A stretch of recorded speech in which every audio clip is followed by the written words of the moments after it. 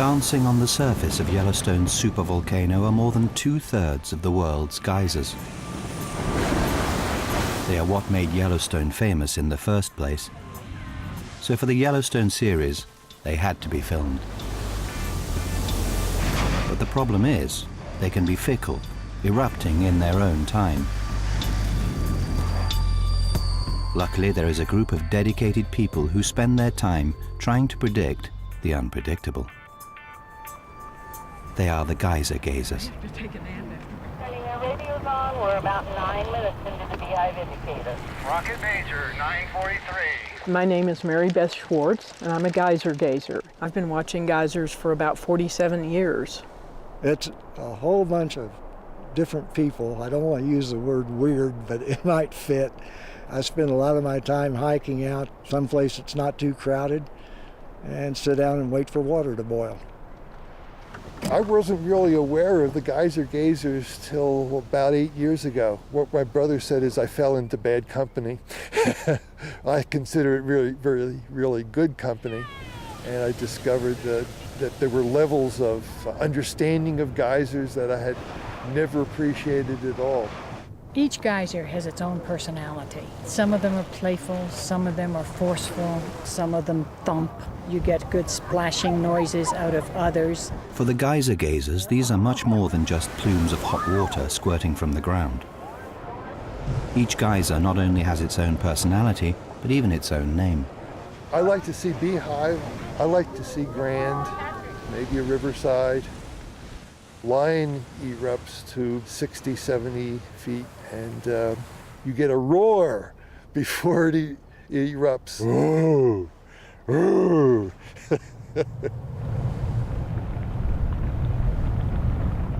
Geyser gazing is not just an obsession with geysers. It does have a practical purpose. 29. Okay, visitor copy. The Geyser Gazers have a network all over Yellowstone connected by radio, and they send all of the eruption times straight to the park's visitor center. This way, there is a permanent record of geyser activity, and thousands of people can also experience the thrill of watching geysers. I'll be right with you. The Geyser Gazers recognize that each geyser has its own idiosyncratic behavior, and that helps them predict when it will erupt.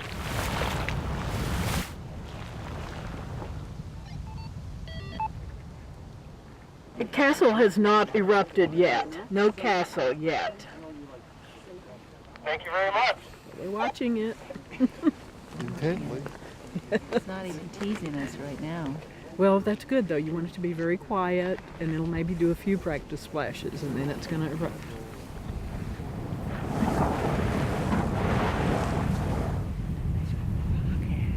Let's have a come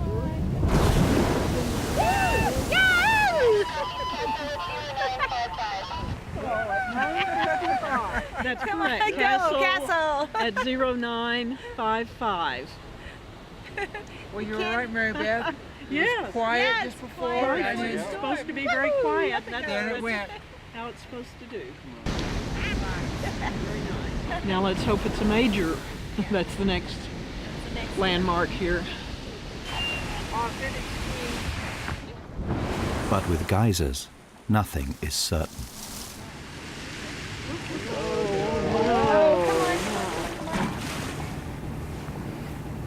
No, this is very bad.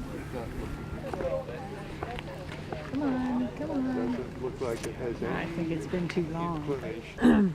It's only a couple of minutes. Visitor center, unless Castle can restart, it appears to be a minor. The visitor center, we copy a minor. Very minor. I will post the sign as unpredictable.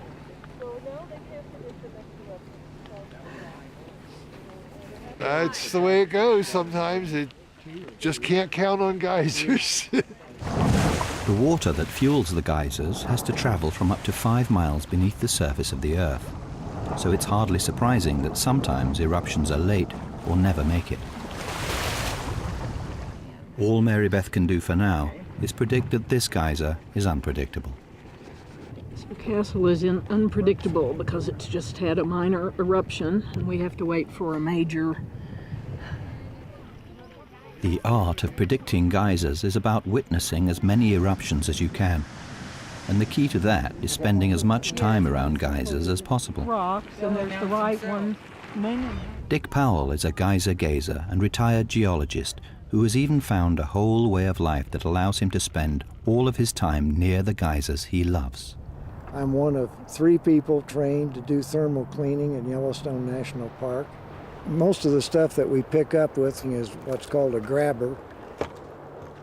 We also have some more specialized equipment like extension poles with slotted ladles or spoons on them.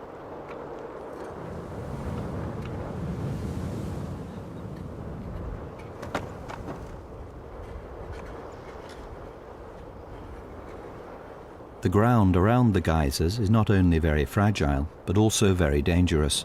That's why in most cases he can't step on it.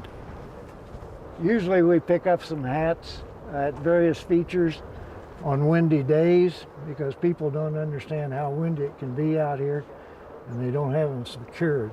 Obviously this one didn't use his chin strap to save his hat. Occasionally he does go off the edge of the boardwalks to the boiling pools because rocks get thrown in. And that's a problem, because rocks can block up the throats of the geysers and hot springs. There's some instances known where rocks may have been a reason a geyser quit erupting. As water in underground chambers is heated to over 500 degrees Fahrenheit, it explodes in a violent eruption of water and steam. As soon as the chamber is emptied, it is recharged and the process begins again. These cycles can be once an hour or once a decade, so you need to put in a lot of time to work them out. I have been out here sometimes for 6 hours or 7 hours. Early in the summer when I started watching Sawmill, I was out for 10 hours in the sun, but it was doing interesting things and I hadn't studied it before, so I just stayed out and kept drinking water and enjoying it. There's turbine, let me write that down. When Grand goes off, there are actually 3 geysers that erupt: Grand, Turbine, and Vent. Sometimes you get just one huge series of bursts out of Grand, but just a couple days ago we got 4 bursts and people were standing up, jumping up and down, cheering. It was so exciting.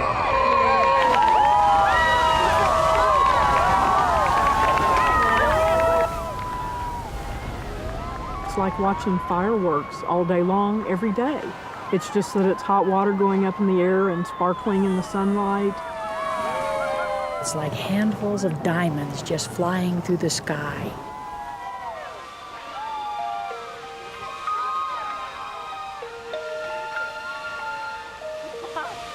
After a long wait, this is really worthwhile. What's going off in the background is Grand Geyser. It's predictable with a 4-hour window. That is 2 hours either side of a calculated time. Before I even knew about geyser gazers, I'd go out and 4 hours to wait for this. No, I'm not going to do that.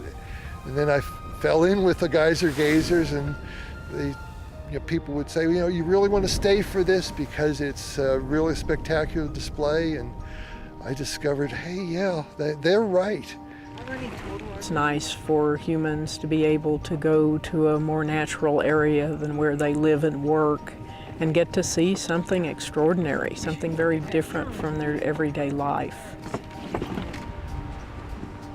I would like to see Grand erupt an infinite number of times. When I am gone, I will be back. If there is a beyond, I'll be back to watch the geysers.